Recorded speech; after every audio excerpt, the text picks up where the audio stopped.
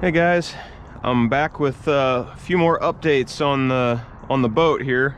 You know, I'm sure like many of you who own boats know, this is an ongoing project that never really ends.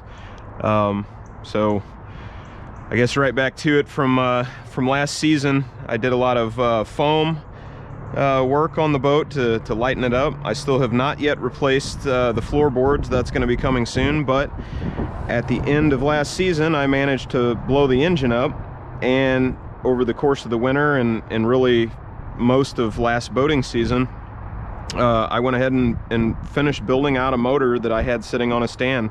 So what I got in now is a little 355. It was a 4-bolt main roller cam Chevy motor. The machine work had already been done, so I just bored 30 over, making it a 355. The block was basically identical to the one that was in the boat, that was a reman engine that I believe had been replaced previously by one of the previous owners. But anyway, so it had never been ran.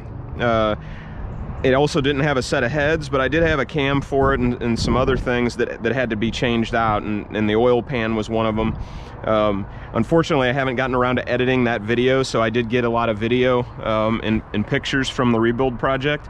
But there it is. It's looking good. I'm happy with it. I'm getting a little surface rust on certain things, which is kind of sad. But the engine's running good.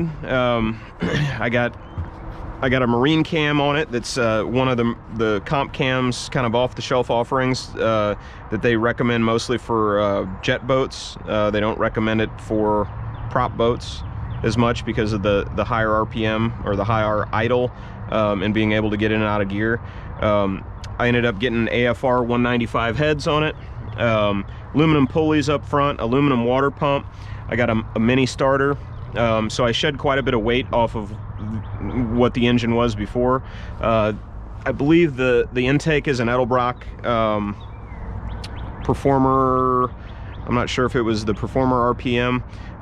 Looked through a bunch of different specs, and even though that's more intake than really what a boat motor needs, it doesn't really seem to give up much along the way of torque in the process. So some of the major changes, I guess, to the motor that had to happen, and before it was a throttle body injected setup. I now have a 750 CFM Holleycarb on it with an electric choke.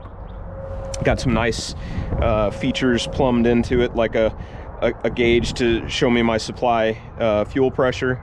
It does have a regulator in it, which it probably doesn't need, but it also doesn't hurt anything.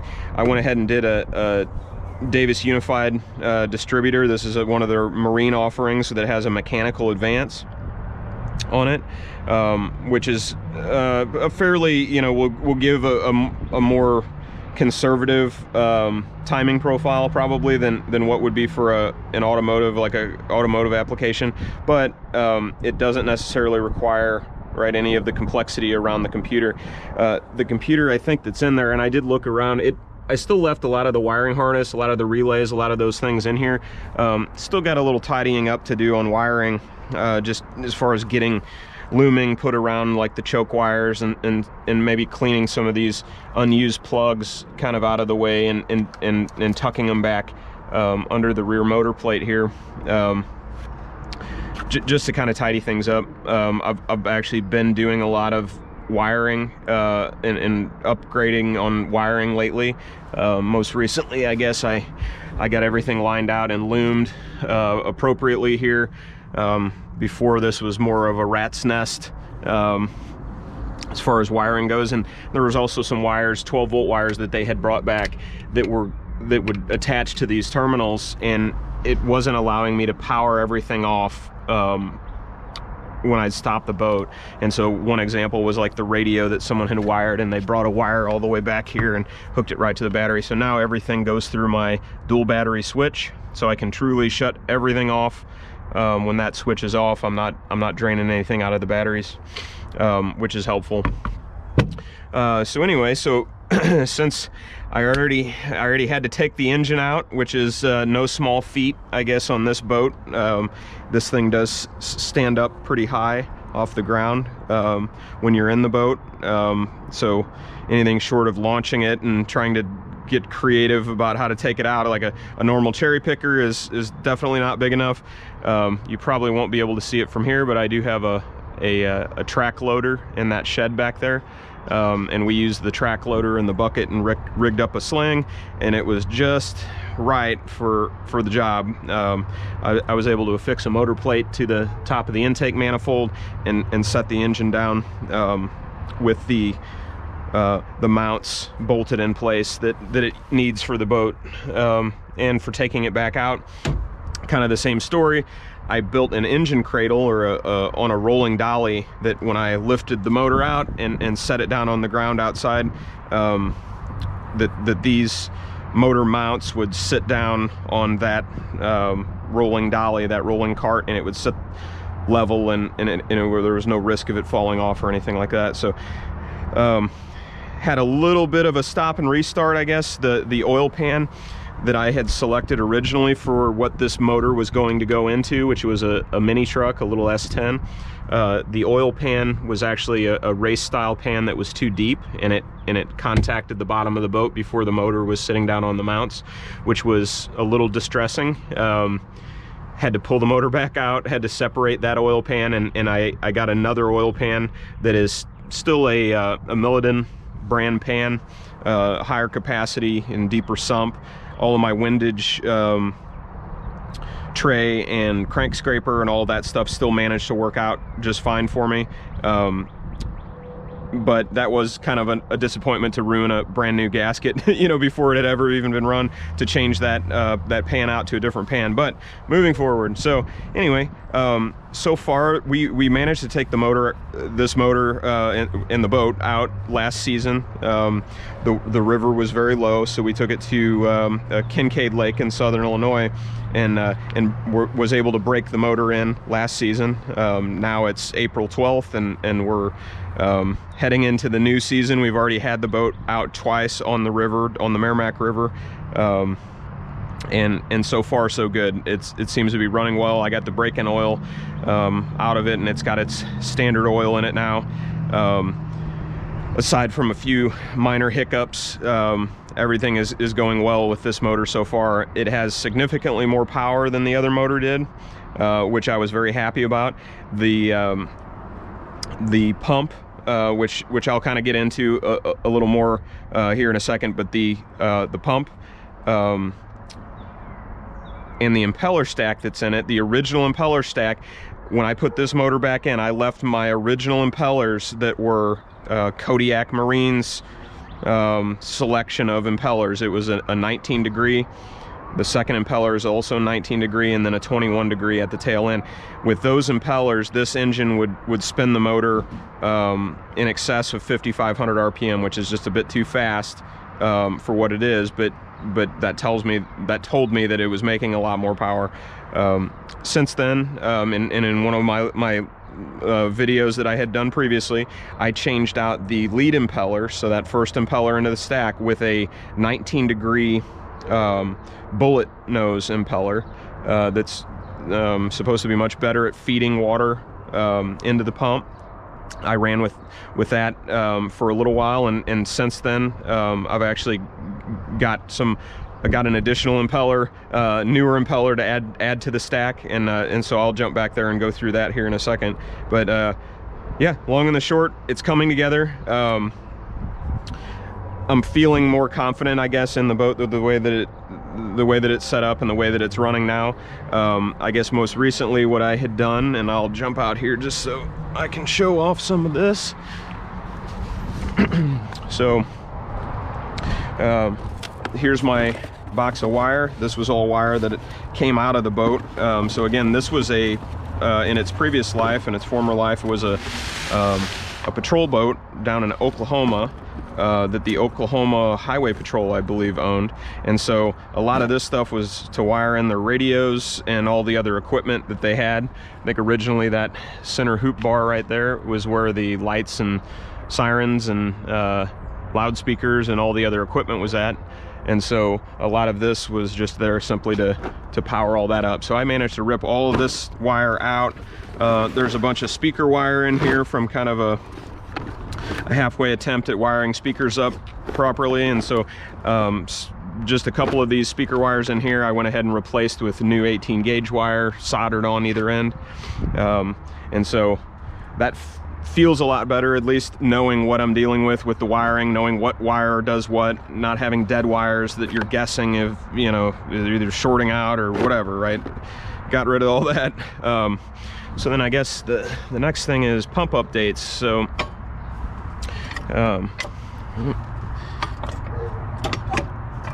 I lift up my reverse gate there. So first thing is here, this is a Scott nozzle.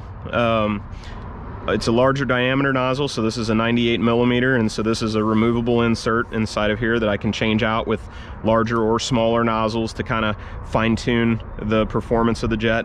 From what I was told, this came from Schlegel Marine, and from what I was told, this jet, the nozzle and the dimensions for where the hinge points are and everything does a much better job of allowing this boat to turn and yet stay up on plane, and so far I'm very, very happy with it. I've only ran this nozzle once, and that was yesterday.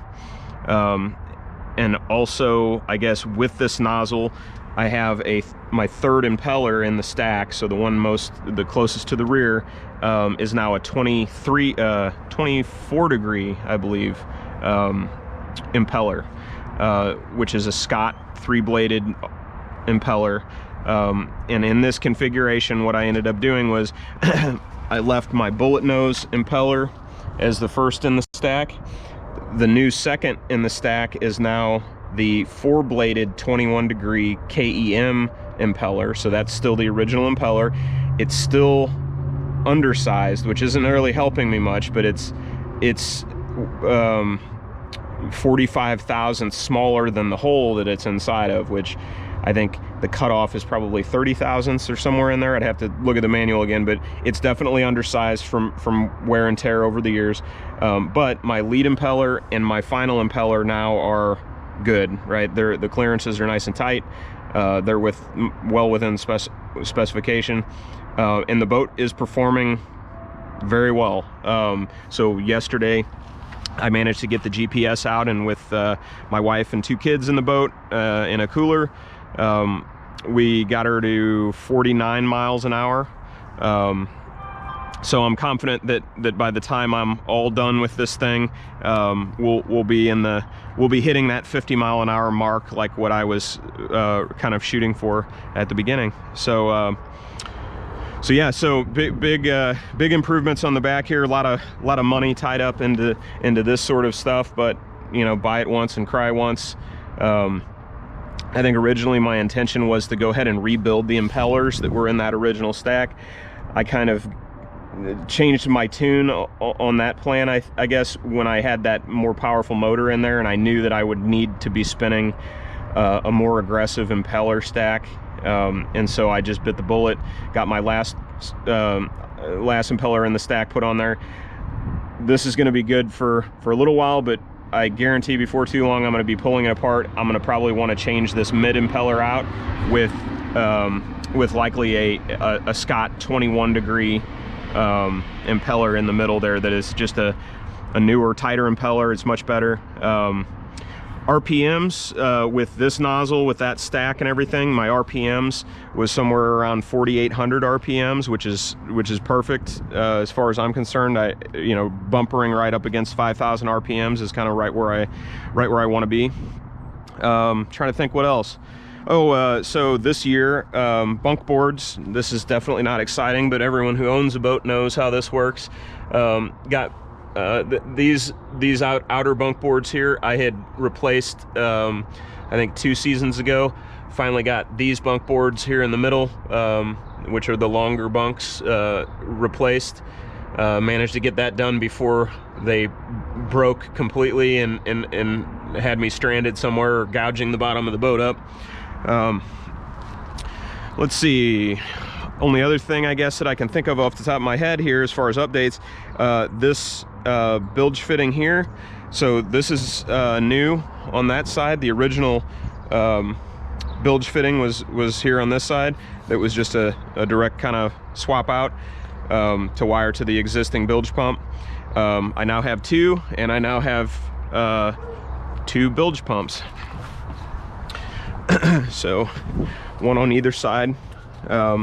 These are Rule, these are 1100 gallon per hour Rule pumps, and so they make a few different options. These are the non-automatic style, so you'll see that I have those blue float switches on either side. Both of them are wired back up to the switch, the bilge pump switch on the dashboard, and then the float switches obviously control when they turn on and off. I got new bilge line, lightweight bilge line on both sides, hooked to either of those fittings. And luckily, since I've taken the boat out now, the other major thing that I had done while I had the engine out, I had some trouble getting my parts, specifically the heads, in a timely fashion. Had to send them back to have them remachined, and there was a whole long story there, but I did have enough time in all of that to kind of take out the pump. I repainted the pump just as long as I had it out, but the main thing was I replaced the seal. So underneath the square boss down here on the bottom is a thick, it's a very thick, I think it's probably 1 inch thick rubber gasket. When they ship it to you, it looks like it was water jet cut out of a solid sheet. And then I had to grind a profile on the bottom edge of it, to match the V shape of the hull, so it would seal appropriately against that hole. And seal it all in there, silicone everything up and get it back in there, bolt it back in. I replaced the rear seal here underneath the spring that we saw from the back. The seal that retains the perimeter of the pump going out of the stern there is a new seal. And since I've changed those two items, the water issue that I had before, where I was getting a lot of water into the bottom of the boat, in my bilge pumps were actually cycling regularly. I would call it once every 30 minutes with just the boat sitting still in the water. So it was a good size leak. That seems to all be taken care of now. I'm not seeing any water get into the boat other than what, occasionally was leaking out of my coolant line fittings here coming in, and kind of as I was, finding those leaks and correcting them. But since then I haven't had any noticeable issues with water. But if I do, got the dual bilge pumps, dual float switches to take care of it. So anyway, so that's, I guess, the update for right now. Still plenty more work to do. We'll see here this year. I think I'm looking at next, I got some parts. I think I might have all the parts ready to go for this. But what I'm going to look at doing to make things easier on myself when I'm winterizing, you'll notice these wet headers here, and they have 1, 2, 3 valves, and this is really just drains that drain the water that sits down in this low spot here, here, and here. I guess up into this point here will, any water that would be up higher than that drains out of the exhaust here. Water that's like inside of some of these pieces here would actually drain. Well, I have a sand separator, a water sand separator up here, and then so that kind of will drain back out of the pump there. This line, I think, holds some water in it and so forth. So draining it out, 1, 2, 3 valves, you have to open all of those up. There's a valve here for the manifold. This is a water drain. And then on this side, same way, 1, 2, 3 here, and this one's actually plugged right now. Someone had removed the valve. These valves are kind of old and they're getting crunchy, and they're very hard to turn. In fact, this one has a broken stem, a broken handle on it, for the same reason. So I'm gonna go ahead and I got a plan in place for something I want to try to make that a little easier to drain the water out, just for being able to winterize things a little easier. So anyway, I'm gonna call that it. I'm gonna call that the update for now. So heading into this this boating season, feeling really confident. Starting off in a much better place than certainly when I bought the boat. But hoping to very soon get around to going down the Merrimack to the Mississippi River and then heading up the Mississippi just a few miles and hanging out with some guests on the riverfront right in front of the arch. So so that's the plan, and we can definitely look forward to doing that here sometime this year. So that's this update for now. Thanks, guys. So one more quick addition. I know this will end up getting tacked onto the end of the video, but it's worth mentioning. So while I was doing all my wiring, I went ahead and wired this guy in here. This is a kill switch that you attach to your clothing. I believe in Missouri, Water Patrol is now going to begin enforcing the use and installation of these switches, including older boats. I think that's kind of a common theme, a common trend that many states are kind of following because of runaway boats and those kind of things. In particular, I want to make sure I'm going to be probably driving this thing like a maniac, and so not if Water Patrol stops me, but when Water Patrol stops me, I definitely want to, you know, be above board on all this kind of stuff.